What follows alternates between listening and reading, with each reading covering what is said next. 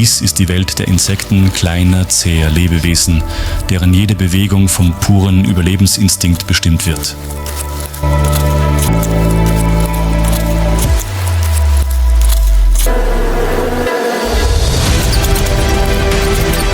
Wie können sie in einer Welt voller Gefahren überleben?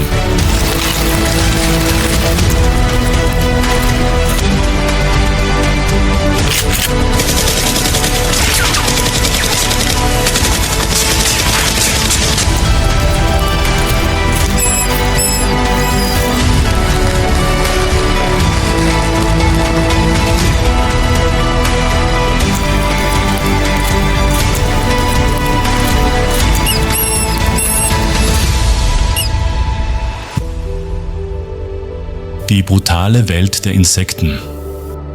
Der gefährlichste Wald auf dem Planeten.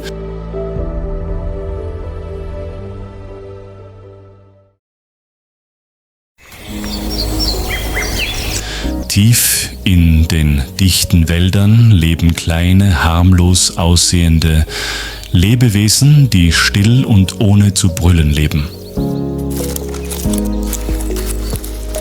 Aber lassen Sie sich nicht von ihrem Aussehen täuschen. Sie sind echte Killer der Natur. Sie brauchen keine scharfen Zähne oder langen Krallen, um zu töten, sondern ihr Gift, ihre Geschwindigkeit und ihre Grausamkeit, die sie im Laufe von Millionen von Jahren der Evolution perfektioniert haben. Die Welt der gefährlichsten Insekten ist eine Welt, die sich abseits des Lichts abspielt, wo jede Jagd, jeder Stich und jede Paarung ein Spiel um Leben und Tod ist.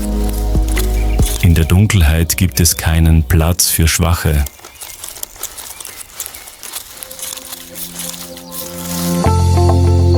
In einer natürlichen Welt voller Krallen, Gift und Kämpfen gibt es ein Lebewesen, das allem zu widersprechen scheint, der Schmetterling. Zart still fliegend zwischen den Blüten, als wäre er nur geschaffen, um die Welt zu verschönern. Aber das ist nur eine dünne Hülle, die ein außergewöhnliches Leben verbirgt.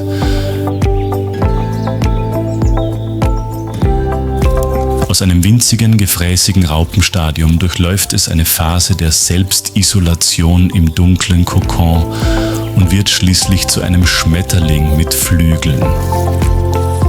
Ohne Waffen und ohne Gift lebt der Schmetterling von seiner Hartnäckigkeit, wandert weit versteckt sich geschickt und hinterlässt Spuren, indem er Blumen mit dem Wind und Leben mit Bewegung verbindet. Schön, aber nicht schwach, zerbrechlich, aber keineswegs passiv.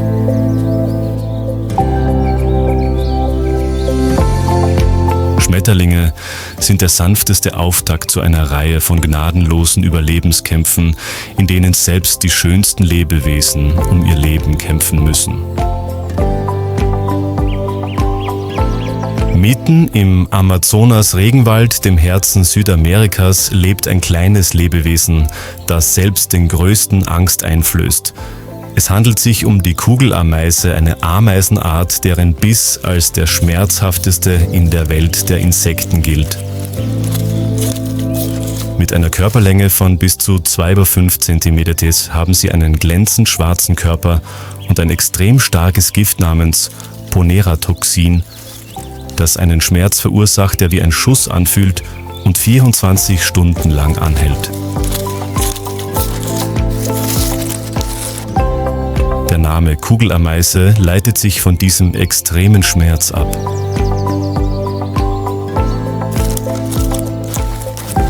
In Brasilien verwendet der Stamm der Sateremawê diese Ameisen in einem Initiationsritus. Junge Männer müssen 10 Minuten lang Handschuhe tragen,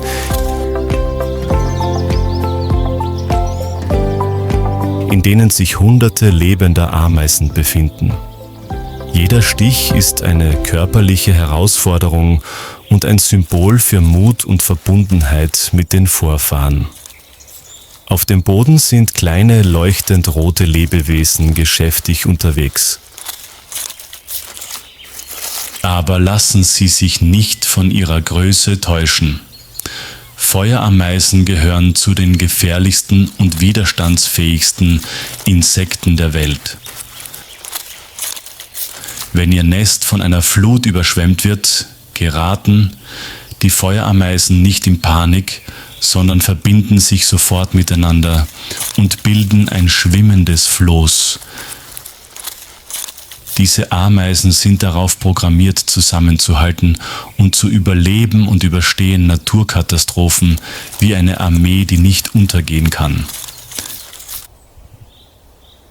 Dichte Wälder, in denen das Licht nur durch die Blätter dringt, sind voller Feuchtigkeit, dem Geruch von Verwesung und dem Stöhnen von Lebewesen, die sich in der Dunkelheit verstecken. Jeder Schritt weckt das stille Leben unter der Laubschicht.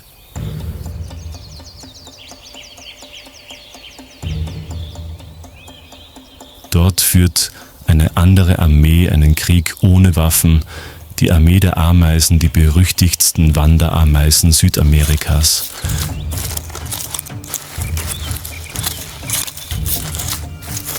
Sie bauen keine festen Nester, sondern bewegen sich ständig und errichten jede Nacht aus ihren eigenen Körpern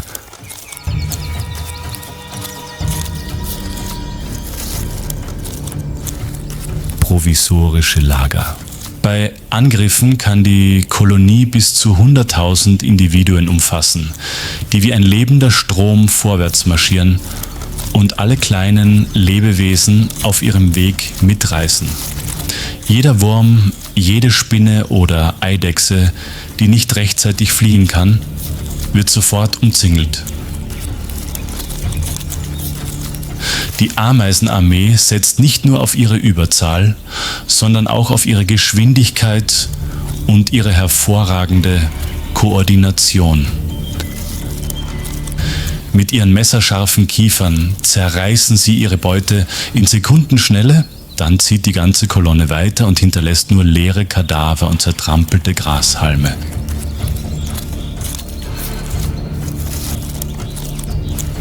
Sie kennen keine Gnade, keine Pause, kein Zuhause, nur einen endlosen Angriff, wie eine von der Natur programmierte Kriegsmaschine.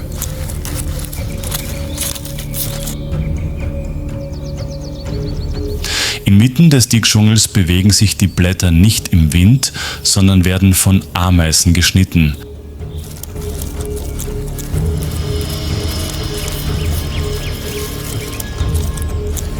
Sie essen die Blätter nicht, sondern bringen sie zurück, um Pilze zu züchten, die ihre Hauptnahrungsquelle im Nest sind. Jede Ameise hat eine Aufgabe vom Schneiden der Blätter bis zum Anbau der Pilze und funktioniert wie eine kleine Gesellschaft. Sie sind nicht so aggressiv wie ihre Verwandten, aber die Blattschneiderameisen leben diszipliniert und arbeiten still und leise daran, eine ganze Stadt unter der Erde zu bauen. Versteckt im Blätterdach des Amazonas-Regenwaldes sind die Killerbienen stille Mörder.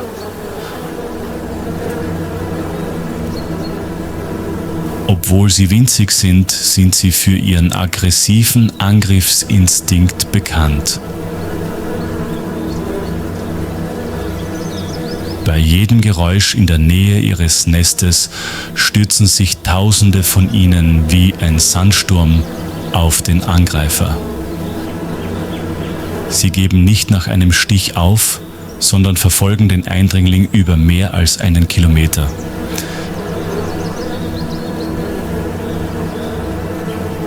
Diese Bienen sind eine Kreuzung aus afrikanischen Bienen und lokalen Honigbienen und verfügen über extreme Verteidigungsreflexe. Jeder Stich setzt Pheromone frei, die weitere Artgenossen herbeirufen und eine unaufhaltsame Flugarmee bilden. Es wurden bereits tragische Todesfälle verzeichnet, weil die Opfer nicht schnell genug vor dem giftigen Regen fliehen konnten.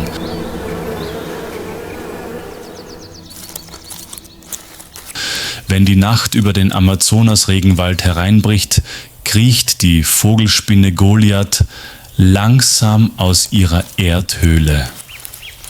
Mit einer Beinspannweite von fast 30 cm und einem schweren, behaarten Körper braucht sie keine Fäden, um zu jagen.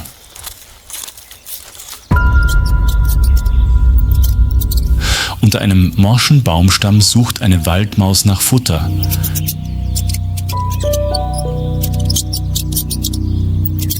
Goliath spürt jede kleine Bewegung. Sie nähert sich leise und unhörbar.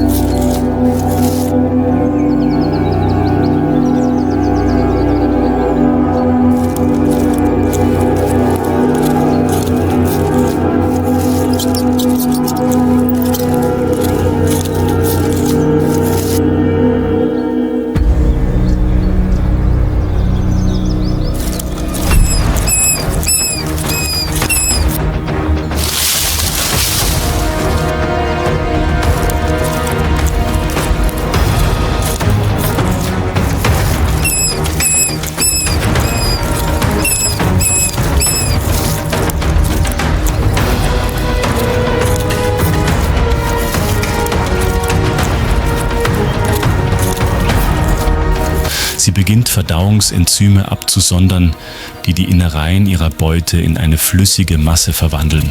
Ein stilles Festmahl aus Blut und Fleisch. Obwohl sie für Menschen nicht gefährlich ist, kann sich die Goliath-Spinne verteidigen, indem sie bei Gefahr ihre juckenden Stachelhaare abwirft und mit den Beinen zischende Geräusche erzeugt.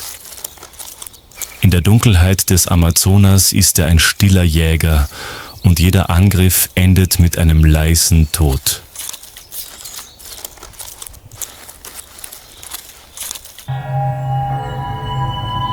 Versteckt unter Blechdächern, Wasserbehältern oder unter Steinbänken ist die Redback-Spinne mit ihrem roten Sanduhrmuster ein stiller Killer im Alltag.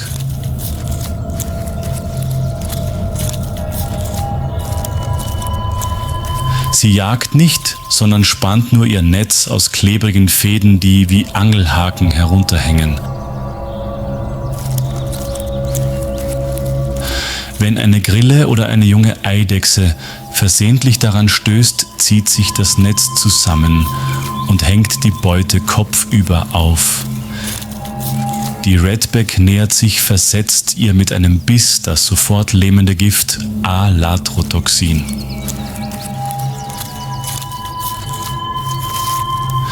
Sie wartet, bis die inneren Organe verflüssigt sind und saugt sie dann aus, als würde sie eine Suppe schlürfen. Die kleine, aber extrem giftige Redback verwandelt scheinbar harmlose Ecken in tödliche Fallen.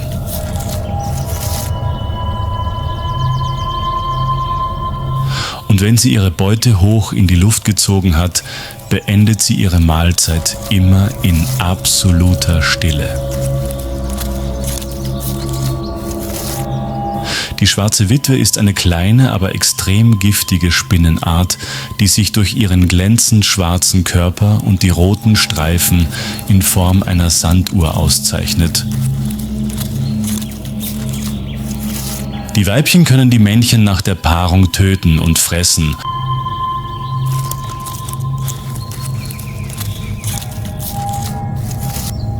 Und schon ein einziger Biss reicht aus, um beim Menschen Muskelkrämpfe und starke Schmerzen auszulösen.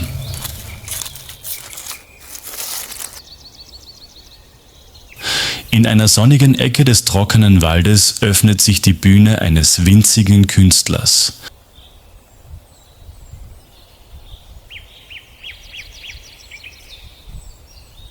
Die Kunstspinne ist eine nur wenige Millimeter große Spinnenart, die weder Gift noch Schnelligkeit benötigt. Ihre Waffen sind ihre Farben und ihr Tanz.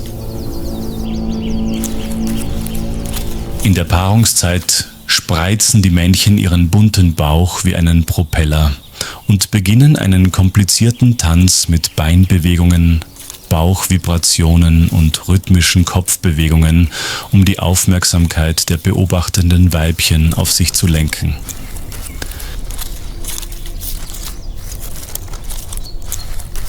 In wenigen Sekunden ist das ganze Leben der Männchen in diesem Tanz zusammengefasst.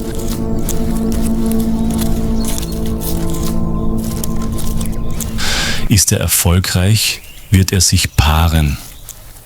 Ist er erfolglos, wird er selbst zur Beute.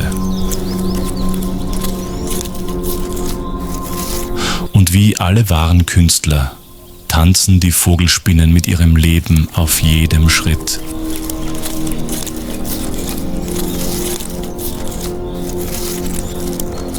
Still versteckt unter Steinen in dunklen Spalten in der Wüste oder im Dschungel sind Skorpione die geduldigsten Killer der Natur.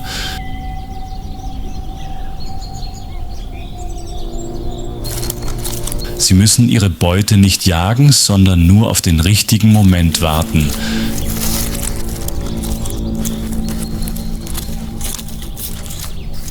Wenn sich ein kleines Lebewesen nähert, schießt ihr gekrümmter Schwanz mit der giftigen Spitze blitzschnell nach oben. Ein einziger Stich, schnell, präzise und gnadenlos, reicht aus, um den gesamten Körper der Beute zu lähmen.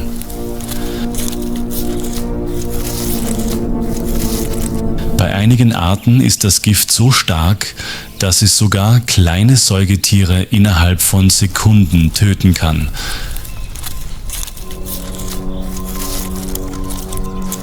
Derzeit sind weltweit etwa 2500 Skorpionarten bekannt, die auf allen Kontinenten verbreitet sind, von der trockenen Sahara über den feuchten Amazonas bis hin zu den felsigen Gebirgen Zentralasiens und sogar in städtischen Ballungsräumen.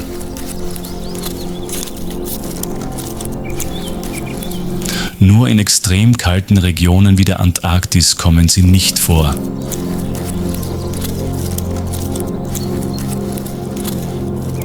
Die meisten sind nachtaktiv, lieben die Dunkelheit und können unter UV-Licht leuchten wie stille Krieger, die mit Licht verschlüsselt sind.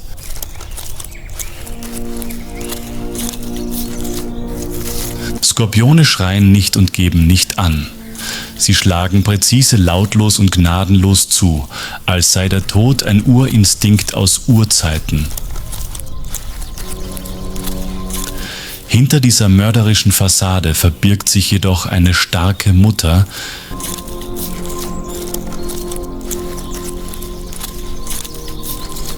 sie legt keine Eier, sondern bringt ihre Jungen direkt zur Welt.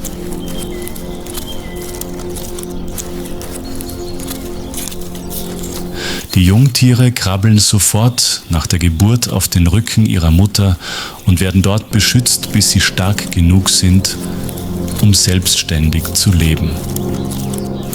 Gnadenlos bei der Jagd, hingebungsvoll als Mutter.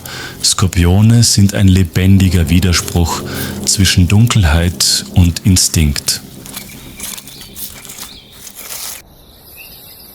In der rauen Namib-Wüste überlebt die Goldradspinne ohne Netze.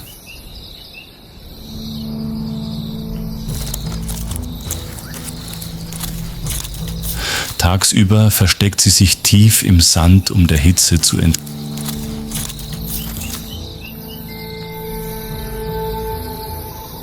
Nachts jagt sie lautlos, indem sie aus dem Hinterhalt angreift, anstatt Fallen zu stellen. Bei Gefahr rennt sie nicht weg,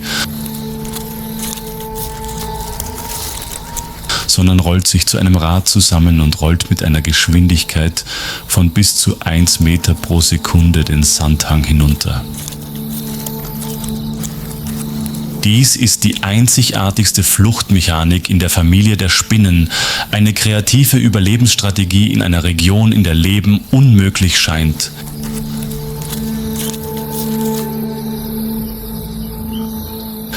Inmitten der trockensten Wüste Afrikas, wo der Wind heiß weht und monatelang kein Tropfen Regen fällt, überleben die Namibkäfer dank einer erstaunlichen Fähigkeit. Sie gewinnen Wasser aus der Luft.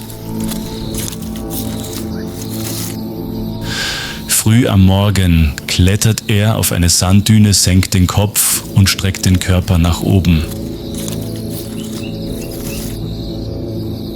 Die winzigen Tröpfchen in der Luft kondensieren auf seinem zerklüfteten Rücken, der eine spezielle Struktur aus Wasseraufnahme- und Wasserabgabebereichen aufweist. Wenn die Tröpfchen groß genug sind, rollen sie seinen Rücken hinunter und tropfen in seinen Mund. Kostbare Tropfen inmitten der endlosen Sandwüste. Ohne anzugreifen oder zu fliehen, lebt diese Käferart von ihrer perfekten Anpassung an die Natur. In ihrer Welt beginnt das Leben mit einem Tropfen Tau.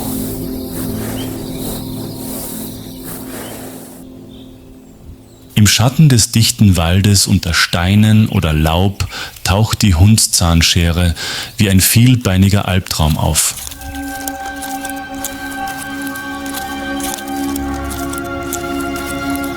Mit ihrem flachen, langen Körper, Dutzenden von geschmeidigen Beinen und einem Paar giftiger, gekrümmter Zangen ist die Hundszahnschere einer der gefährlichsten Raubtiere der Welt, der Gliederfüßer.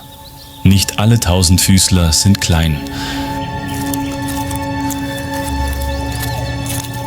Einige Arten wie der Amazonas-Riesen-Tausendfüßler Scolopendra gigantea werden bis zu 30 cm lang und können Mäuse, Jungvögel, Eidechsen und sogar kleine Schlangen erlegen.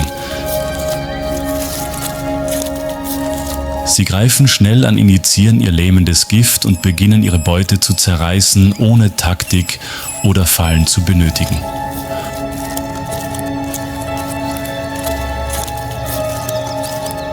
Hundertfüßer spinnen keine Netze und leben nicht in Gruppen.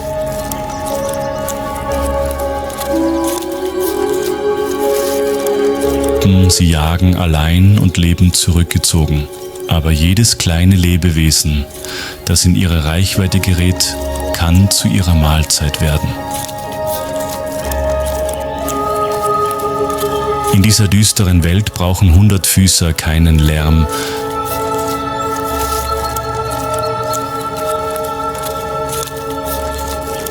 Nur einen schnellen Biss und die Angst, die sich im Nervensystem ihrer Beute ausbreitet.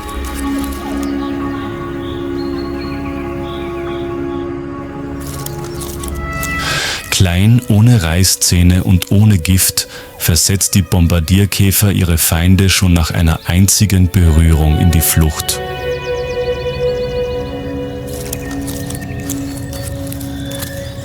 Wenn sie bedroht werden, beißen sie nicht und fliehen auch nicht.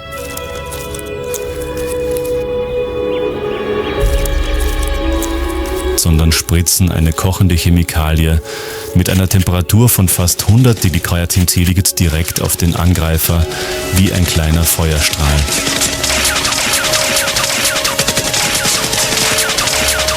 Diese Substanz ist eine Mischung aus Hydrochinon und Wasserstoffperoxid, die in 2 separaten Kammern im Bauch gespeichert wird.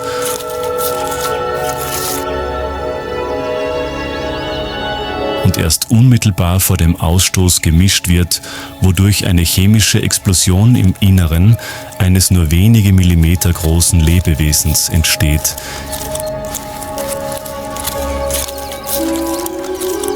Der Knall ist zwar leise, aber das zischende Geräusch und die Hitze reichen aus, um Ameisen, Spinnen und sogar größere Raubtiere in die Flucht zu schlagen. Ohne Muskeln oder Gift überleben Bombardierkäfer dank ihrer biochemischen Intelligenz als schnelle, präzise und unerbittliche Reaktionsmaschinen in der Welt der Insekten.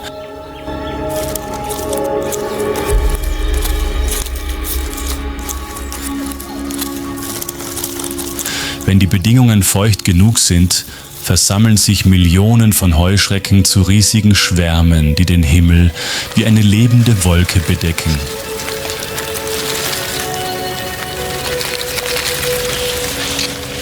Obwohl jedes einzelne Tier nur wenige Zentimeter lang ist, liegt ihre Stärke in ihrer Anzahl und ihrem unstillbaren Hunger. Sie greifen Menschen nicht an, können aber innerhalb weniger Stunden ganze Felder kahl fressen, von den Blättern bis zu den Fruchtschalen sogar Stoffe.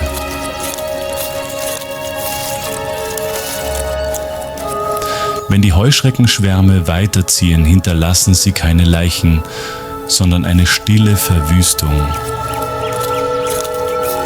Kahle, farblose Erde, keine Geräusche, nur Wind und Staub.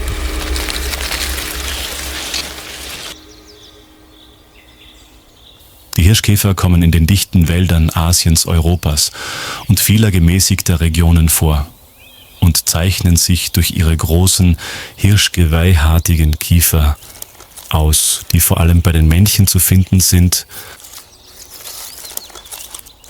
Diese dienen nicht der Jagd, sondern dem Kampf um die Weibchen.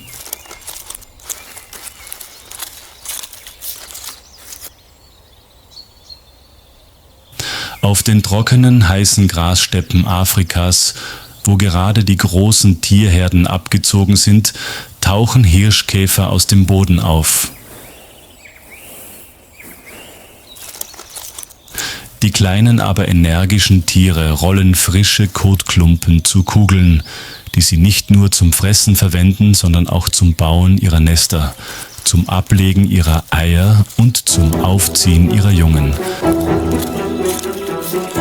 Doch auf den weiten Grasflächen kann jede Beute begehrt sein. Wenn ein Tier mühsam einen Kotklumpen rollt, taucht sofort ein anderer auf, um ihn ihm wegzunehmen.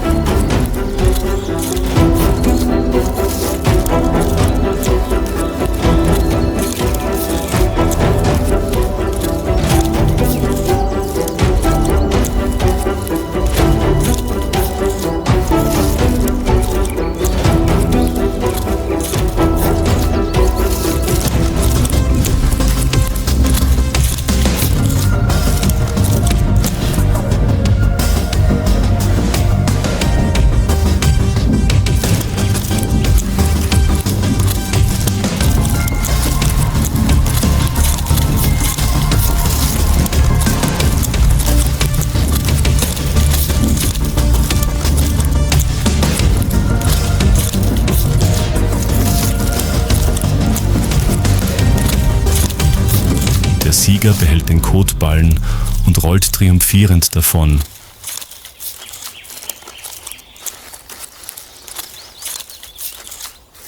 Aber der Ruhm währt meist nicht lange.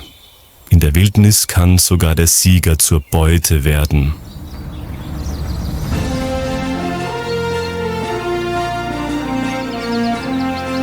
Von oben schießt ein Schatten vorbei.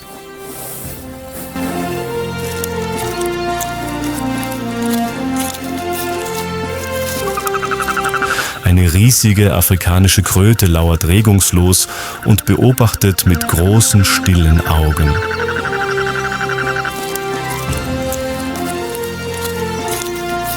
Für Käfer bedeutet der Sieg im Kampf gegen Artgenossen nicht gleich das Überleben.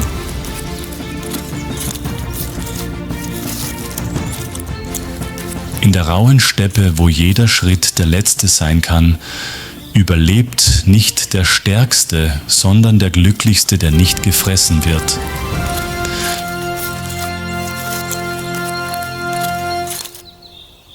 Inmitten des grünen Blätterdachs eines wilden Gartens, wo das Licht durch das hohe Gras und die kleinen Äste dringt, scheint alles friedlich zu sein. Die Blumen wiegen sich im Wind, Schmetterlinge flattern umher, Bienen summen und saugen Nektar an einem sonnigen und absolut ruhigen Mittag. aber in diesem idyllischen Bild gibt es eine regungslose Gestalt, die wie ein betendes Blatt aussieht. Aber lassen Sie sich nicht von dieser Erscheinung täuschen, denn es handelt sich um einen geborenen Killer, der zum Töten geboren wurde. Die Mantide ist ein Meister der Ambushjagd. Sie jagt ihre Beute nicht, sondern wartet regungslos wie eine Statue. Wenn ein Insekt vorbeifliegt, schnappt sie mit ihren Vorderbeinen blitzschnell nach ihrer Beute, hält sie mit ihren scharfen Stacheln fest, während ihre scharfen Kiefer beginnen, das Fleisch zu zerreißen. Das Beunruhigendste ist jedoch ihr Paarungsverhalten. Nach der Paarung kehrt das Weibchen oft zurück, um das Männchen zu fressen, sobald die Fortpflanzung abgeschlossen ist.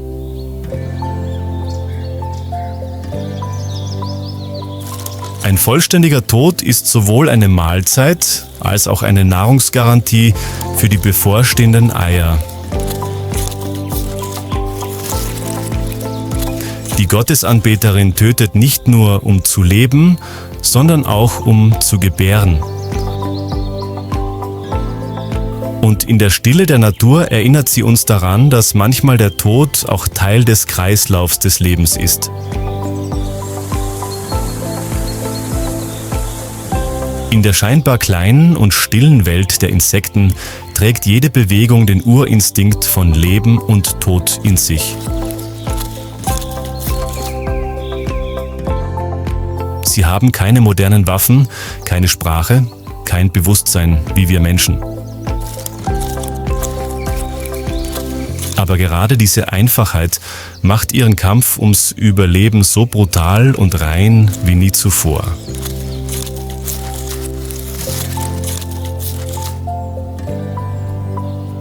Jeder Biss, jeder Stich, jede Bewegung, sogar der Paarungstanz, alles ist Teil einer unaufhörlichen Kette der natürlichen Auslese. Es gibt keinen Platz für Mitleid, es gibt keine Verzögerungen.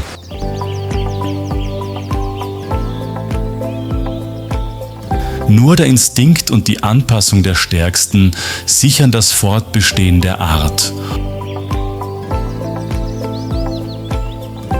Ob Blattsägefliegen, Killerameisen oder Käfer, die um einen Kotball kämpfen, sie alle sind kleine, aber unverzichtbare Glieder in einem großen biologischen Getriebe. Und auf dieser kleinsten Ebene lernen sie uns etwas, das uns vertraut ist, aber leicht vergessen wird. Wer überleben will, muss kämpfen. Dies ist nicht nur die Welt der Insekten, dies ist die ursprüngliche Natur des Lebens.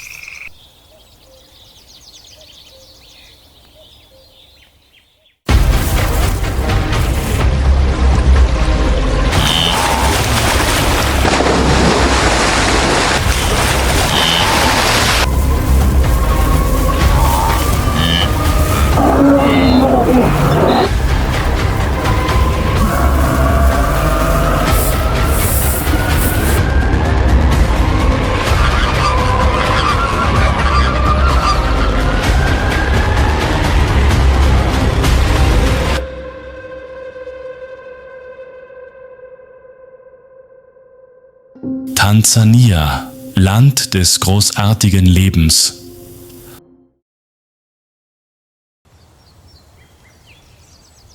Die Serengeti-Steppe, ein endloses Grasmeer, das sich bis zum Horizont erstreckt, wo der Himmel immer weiter und blauer zu sein scheint und der Wind den Duft der Erde, der sengenden Sonne und des Lebens mit sich trägt.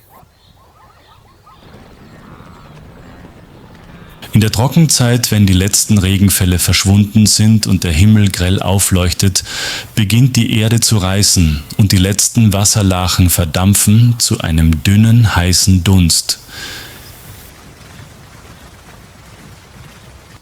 In dieser trockenen Umgebung ist in der Ferne ein dumpfes Geräusch zu hören, wie ein aufziehender Sturm, das von den Schritten von Millionen von Lebewesen stammt.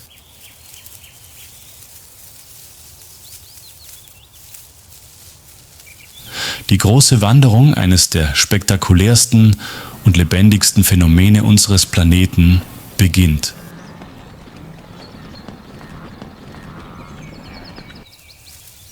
Genusszebras und Gazellen verlassen in Scharen die ausgedörrten Grasflächen und ziehen nach Norden auf der Suche nach dem gelobten Land, den saftigen Weiden und den letzten Wasserstellen der Masai Mara jenseits der kenianischen Grenze. Der Himmel erbebt vom lauten Geschrei der Boden, bebt unter den Hufen von Millionen Tieren.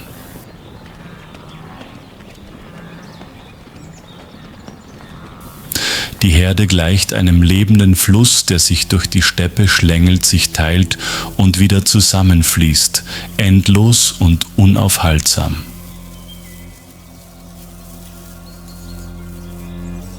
Aber diese Reise ist nicht nur eine Wanderung, sie ist ein harter Kampf ums Überleben.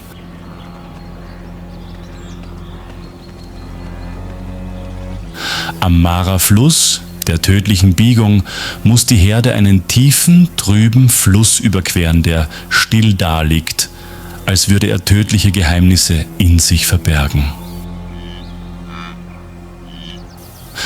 Unter der scheinbar ruhigen Wasseroberfläche lauern Dutzende Nilkrokodile, uralte Raubtiere mit einem Gewicht von mehreren Tonnen und steinernen Augen, die auf den Moment des Chaos warten.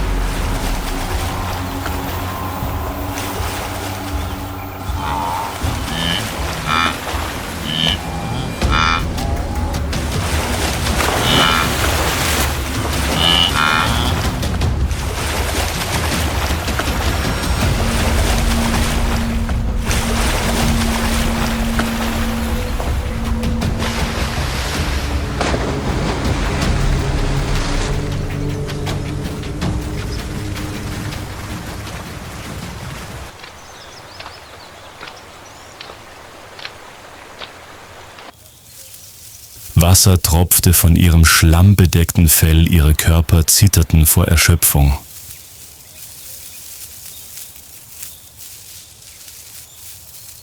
Aber seltsamerweise, nur wenige Minuten später, als hätten sie den Albtraum nie erlebt, senkten sie wieder den Kopf, um Gras zu fressen, und kauten langsam in der gleißenden Sonne.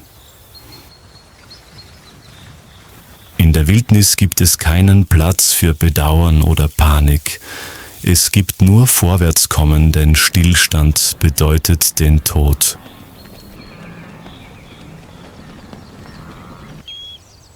Über den Weiden, die nach der Wanderung übrig geblieben sind, kreisen bereits die Geier, still und geduldig, um die zurückgelassenen Kadaver zu beseitigen.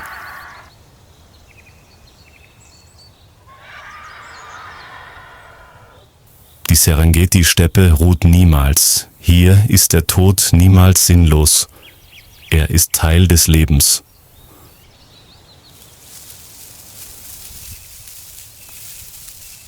Und die Reise geht weiter, wie schon seit Tausenden von Jahren.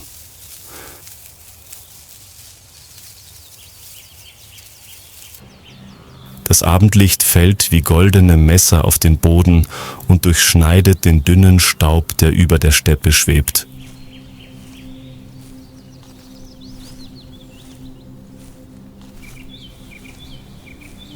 Die Erde ist still, das Gras bewegt sich nicht, der Wind hat aufgehört zu wehen.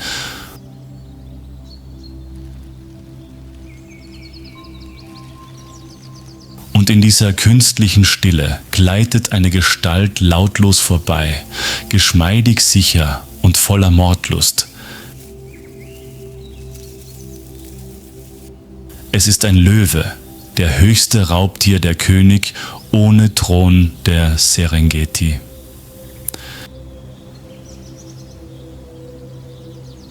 In Tansania, insbesondere in der Serengeti-Steppe, sind Löwen nicht allein. Sie leben in Rudeln.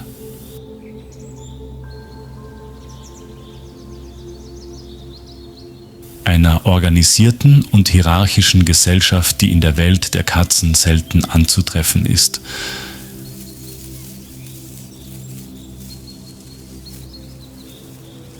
An der Spitze stehen meist große Männchen mit dichter Mähne, die wie Flammen um ihren Hals brennt.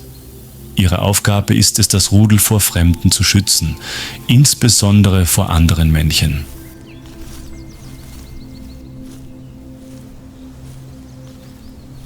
Aber diejenigen, die wirklich die Kontrolle über das Schicksal des Rudels haben, sind die Weibchen. Löwinnen sind hervorragende Jägerinnen, geduldig, ausdauernd und koordiniert wie erfahrene Kriegerinnen.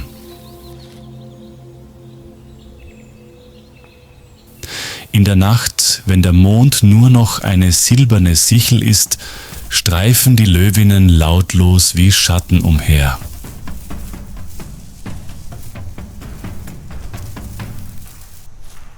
Sie wissen, aus welcher Richtung der Wind weht. Sie wissen, welches Rehschwarmtier schwach ist, sich verirrt hat oder einen Schritt hinterherhinkt. Wenn der richtige Moment gekommen ist, wird ein lautloses Signal gegeben und der Albtraum beginnt. Die Verfolgungsjagd beginnt innerhalb von Sekunden. Die Rehe geraten in Panik und rennen umher.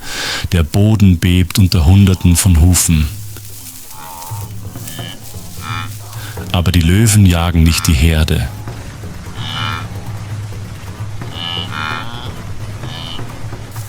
Sie wählen ihre Beute aus, die Schwachen, die Jungen, die Ausreißer.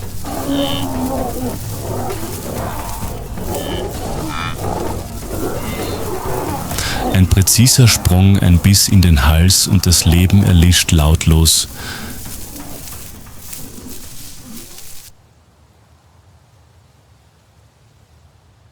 Das anschließende Festmahl ist kein Bild der Grausamkeit, sondern ein Ritual.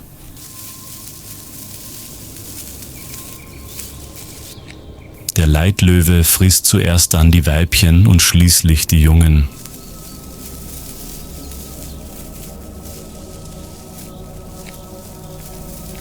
Es gibt kein Gerangel, keine Unordnung, nur Ordnung. Als ob die ganze Herde verstanden hätte. Um zu überleben, muss man sich an die Regeln halten.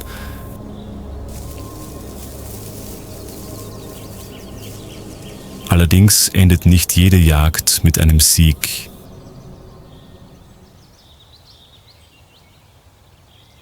Wenn die Beute Wildrinder sind, große, aggressive und zusammenhaltende Tiere, müssen selbst Löwen zweimal überlegen.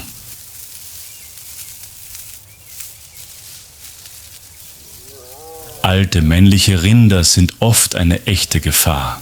Sie laufen nicht weg.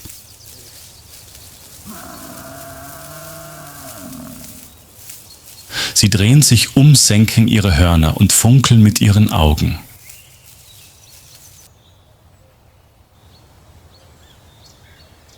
Ein einziger Stoß, ein einziger Tritt kann für einen Löwen tödlich sein. Aber wenn ein Büffel aus der Herde ausreißt, nur ein einziger Fehler, stürzen sich die Löwen wie Raubtiere in einem Kampf auf Leben und Tod auf die Lücke. Löwen sind nicht immer Jäger. Manchmal werden sie verletzt hungern oder werden aus der Herde vertrieben.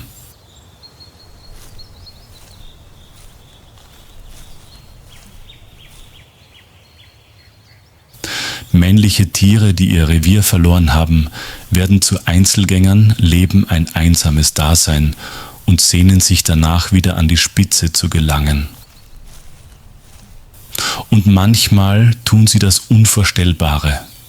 Sie rauben einem anderen Männchen die Herde, töten die Jungtiere, um die Weibchen wieder paarungsbereit zu machen. Ein kaltblütiger, aber unvermeidbarer Kreislauf.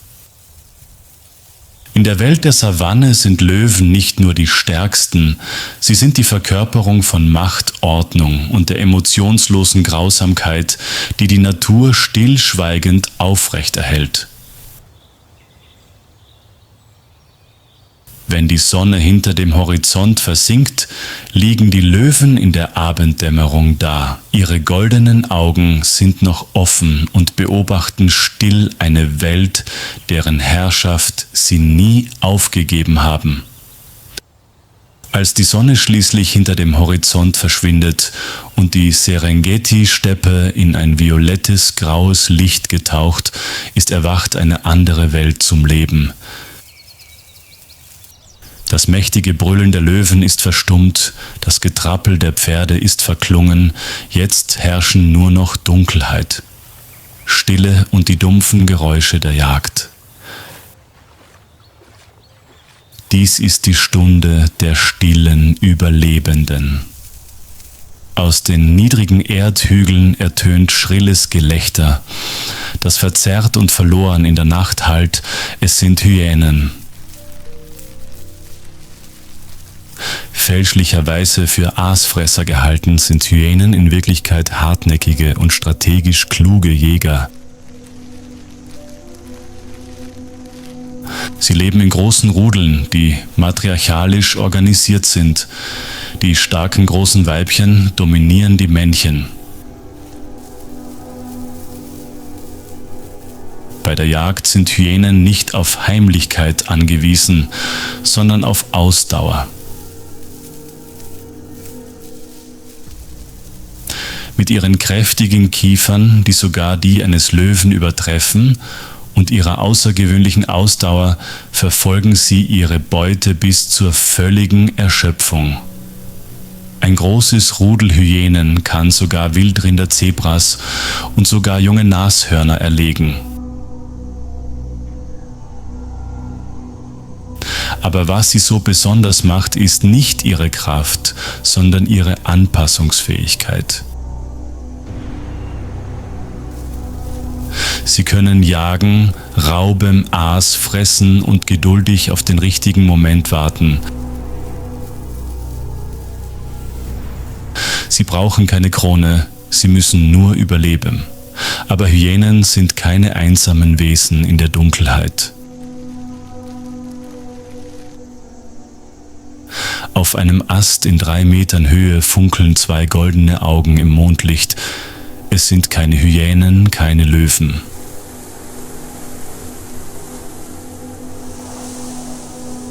Es sind Leoparden, wahre Meister der Tarnung. Sie brauchen keine Artgenossen, kein großes Revier, keine Herrschaft. Leoparden leben allein, jagen, allein töten und fressen allein. Jeder seiner Schritte ist ein stiller Tanz. Mit seinem geschmeidigen Körper, seinen stählernen Muskeln und seinem schwarz gepunkteten Fell, das sich vom goldenen Untergrund abhebt, ist der Leopard ein Jäger, den niemand sieht. Er kann Beute, die doppelt so schwer ist wie er selbst, auf einen Baum ziehen und sie dort hängen lassen, um Hyänen oder Löwen davon abzuhalten, sie zu stehlen. Im Gegensatz zu den lauten Hyänen oder den mächtigen Löwen ist der Leopardenkatzen eine stille Brise, ein lautloser Killer. Manchmal reicht ein leises Rascheln im Laub oder eine winzige Bewegung der Ohren eines Impalas, um den Leopardenkatzen blitzschnell losrennen zu lassen. Er muss nicht lange jagen. Es gibt kein Gerangel.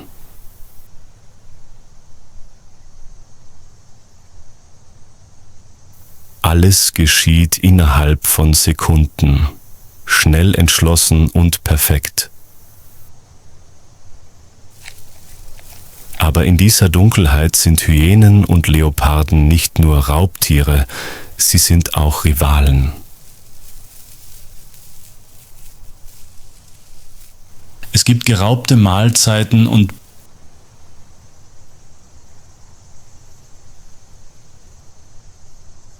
blitzschnelle Konfrontationen. Wenn der Leopard seine Beute nicht auf einen Baum schleppen kann, kommt die Hyäne und nimmt alles. Wenn die Hyänen ihre Beute nicht in ausreichender Zahl erlegen können, kann der Leopard sich anschleichen und einen Teil davon stehlen. An der Grenze zwischen Nacht und Morgengrauen, zwischen Jagen und Rauben, zwischen Leben und Sterben wissen beide Arten.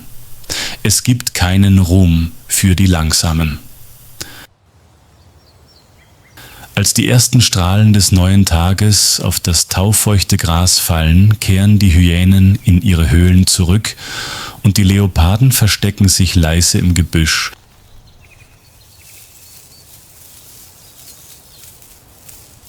Und die Serengeti, das Land des Lebens, bereitet sich auf einen neuen Zyklus vor. Ein nie endender Kreislauf zwischen Licht und Dunkelheit, zwischen Jagd und Überleben, zwischen Stille und Explosion. Tansania ist nicht nur das Königreich der Tiere, es ist auch ein Land, das von Zeit und Feuer geprägt ist. Hier sind jeder Berg, jeder Vulkankrater und jeder glitzernde Salzsee ein uraltes Kapitel der Geschichte unseres Planeten geschrieben, mit Lavaasche und tektonischen Verschiebungen vor Millionen von Jahren. Im Nordosten des Landes ragt der Kilimandscharo wie ein Gott, der den Himmel bewacht, empor. Er ist der höchste Berg Afrikas und der höchste freistehende Berg der Welt.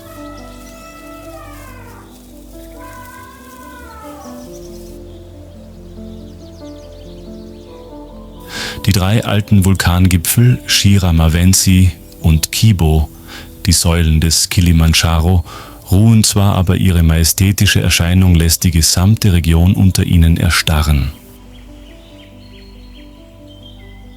Auf dem Gipfel des Kibo, der Gipfel der Freiheit, existieren noch die letzten Gletscher Afrikas, die jedoch durch den Klimawandel bedroht sind.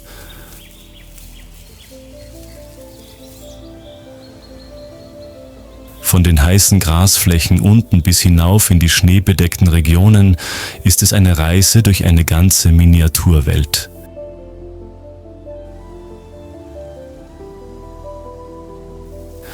Dichte Regenwälder bedecken die Berghänge feucht voller Vogelgezwitscher, Insektengeräuschen und dem Plätschern von Wasser aus den Blättern. Weiter oben liegt die kalte Steppe, wo seltsame Pflanzen wie Dendrocinetio kilimandjari riesig rau und wie Wächter der Felsen dem Frost trotzen.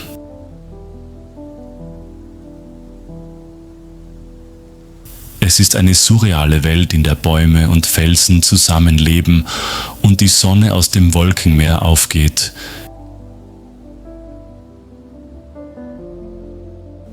Wir verlassen den Kilimandscharo und unsere Reise führt uns nach Südwesten, zu einer großen Narbe der Erde, die still in der Sonne liegt, dem Ngorongoro-Krater.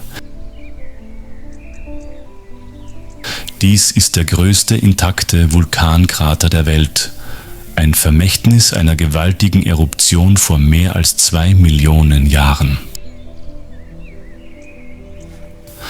Aber das Seltsame ist, im Inneren des Kraters blüht das Leben mehr denn je.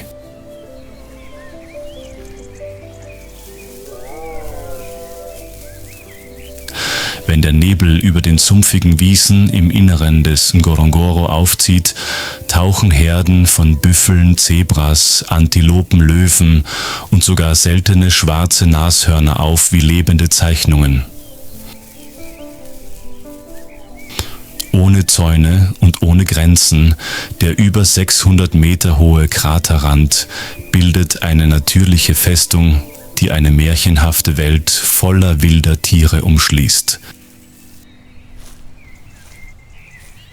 Dies ist der einzige Ort, an dem Sie die Big Five, Löwen, Büffel, Elefanten, Nashörner und Leoparden an einem einzigen Tag sehen können. Am nördlichen Rand des Ngorongoro liegt ein seltsames und wunderschönes Wunderwerk, der Natronsee, der blutrote Spiegel der Erde. Der aus Vulkanasche entstandene See hat einen so hohen Alkaligehalt, dass er die Haut zerfrisst. Das Wasser ist blutrot, die Oberfläche spiegelglatt und die Luft fast bewegungslos.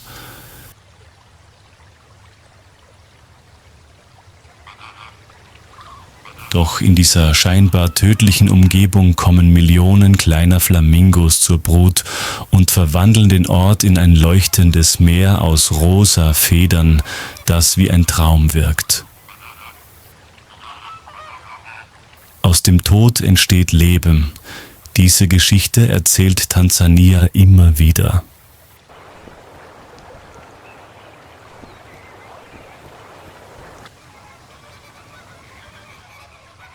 Tansania ist nicht nur ein Ort der Tiere, der majestätischen Berge und der stillen Flüsse, die Leben spenden.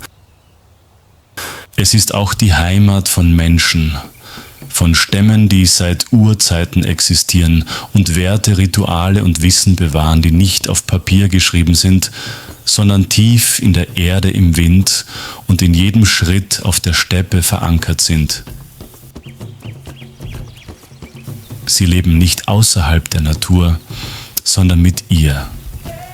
Im Norden Tansanias, wo sich endlose Grasflächen bis zum Horizont erstrecken, sieht man große, schlanke Menschen in roten Tüchern. Das sind die Maasai.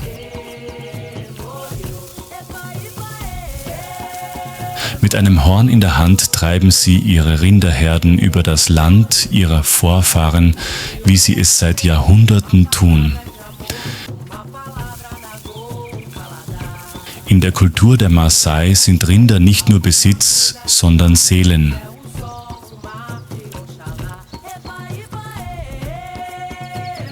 Ein Mann ist nicht reich wegen seines Geldes, sondern wegen der Anzahl seiner Rinder und Kinder. Jedes Tier ist ein Geschenk des Himmels und die Maasai töten nicht aus Lust, sondern um zu überleben aus rituellen Gründen und aus Tradition. Ihr Leben dreht sich um Kreise, den Kreis der Herde, den Kreis der Hütten, die Boma genannt werden, den Kreis der Gemeinschaft, in dem gesungen, getanzt und gebetet wird. Maasai-Kinder lernen nicht nur, wie man Speere wirft, sondern auch, wie man Tierfußspuren liest und am Wind die Regenzeit vorhersagt.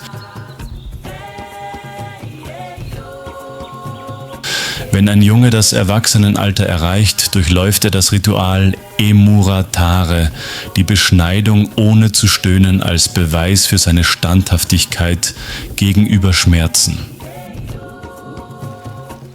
Früher jagten sie Löwen, um ihre Tapferkeit zu beweisen, aber jetzt haben sich die Gesetze geändert. Und sie haben sich ebenfalls geändert behalten, aber ihren kriegerischen Charakter und lernen sich in die moderne Welt zu integrieren.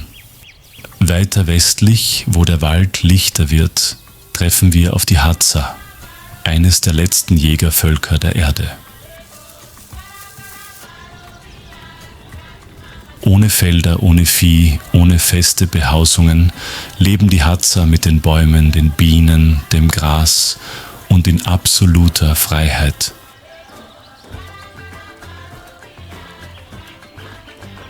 Sie horten nichts, sie essen, was sie heute jagen und morgen ziehen sie weiter.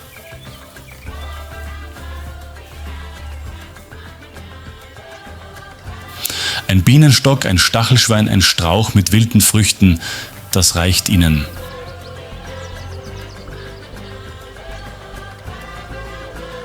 Die Hadza haben keine Anführer.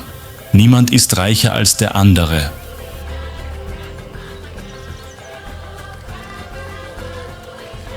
Bei Streitigkeiten trennen sie sich, gehen für ein paar Tage auseinander und kommen dann zurück, als wäre nichts gewesen.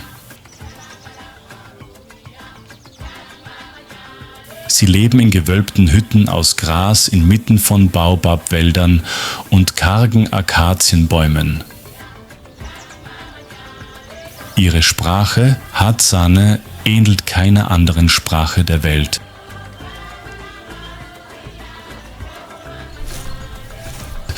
Es ist eine Sprache der Zungenklänge, der Rhythmen, der ungeschriebenen Erinnerungen ihrer Vorfahren. Zwischen den Maasai und den Hadza liegen zwei gegensätzliche Welten. Auf der einen Seite kriegerische Viehzüchter, auf der anderen Seite wilde Nomaden. Aber beide zeigen uns, der Mensch kann in enger Verbindung mit der Natur leben, ohne sie zu bezwingen. Sie sind nicht vom Kreislauf des Lebens getrennt, sondern verschmelzen mit ihm, wie ein Blatt, wie ein Tropfen Wasser, wie eine Geschichte, die von den Ältesten an die Kinder weitergegeben wird. In Tansania ist die Natur nicht nur Kulisse, sie ist Gott, Mutter, Ursprung.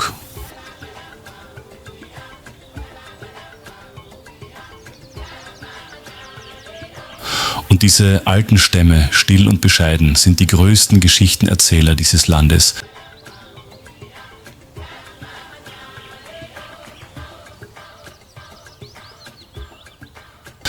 In einem Land, in dem die Sonne jeden Tag die Erde verbrennt und dunkelbraune Haut für die Mehrheit selbstverständlich ist, gibt es Menschen mit makellos weißer Haut, platinblonden Haaren und Augen, die sie vor dem Licht zusammenkneifen müssen, als gehörten sie nicht hierher.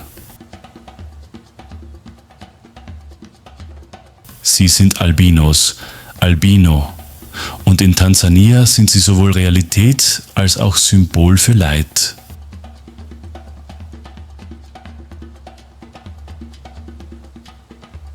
Tansania ist eines der Länder mit dem höchsten Anteil an Albinos weltweit.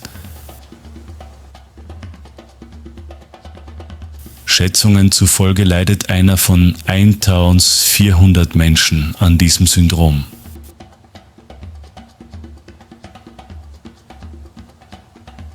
Dabei handelt es sich nicht um eine Krankheit, sondern um eine seltene genetische Veranlagung, aufgrund derer der Körper nicht genügend Melanin produziert, den Farbstoff der Haut, Haaren und Augen ihre Farbe verleiht.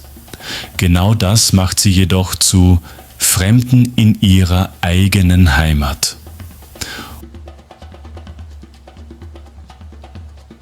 Unter der unbarmherzigen Sonne sind ihre Haut leicht Verbrennungen, Geschwüren und Krebs ausgesetzt.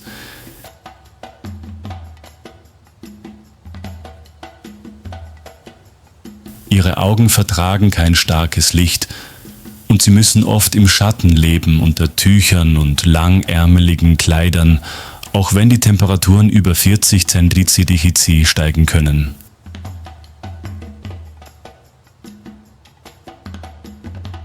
Die größte Gefahr geht jedoch nicht von der Natur aus, sondern von den Menschen. In vielen abergläubischen Gemeinschaften glaubt man, dass Albinos über übernatürliche Kräfte verfügen.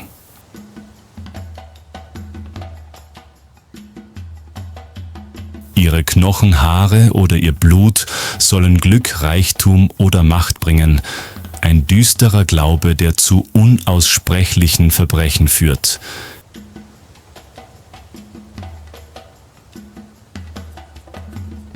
Sie werden verfolgt, gejagt, entführt und sogar getötet, um für Hexerrituale missbraucht zu werden.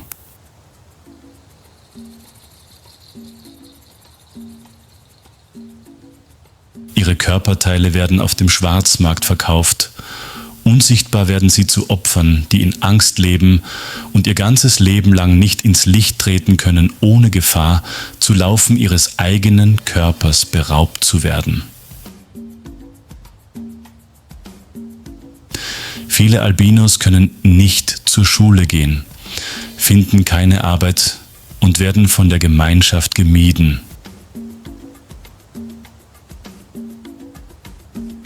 Sie gelten als Fluch für ihre Familie und ihr Dorf.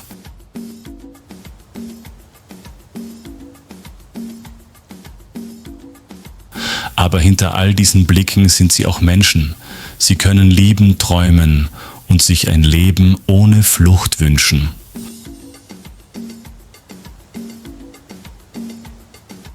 In ländlichen Gebieten gibt es spezielle Lager für Albinos, wo sie geschützt sind, lernen können und ein vorübergehend friedliches Leben führen können.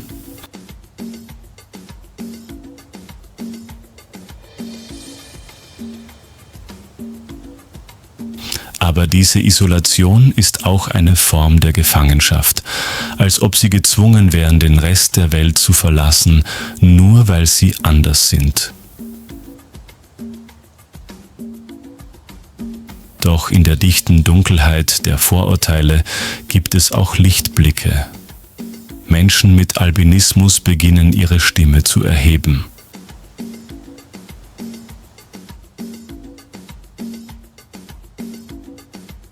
Sie werden Sportler, Künstler, Aktivisten.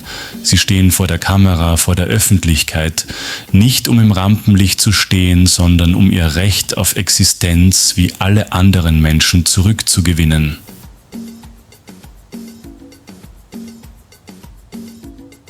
Tansania, ein Land voller intensiver Farben, lernt ebenfalls diese zarte weiße Hautfarbe zu akzeptieren.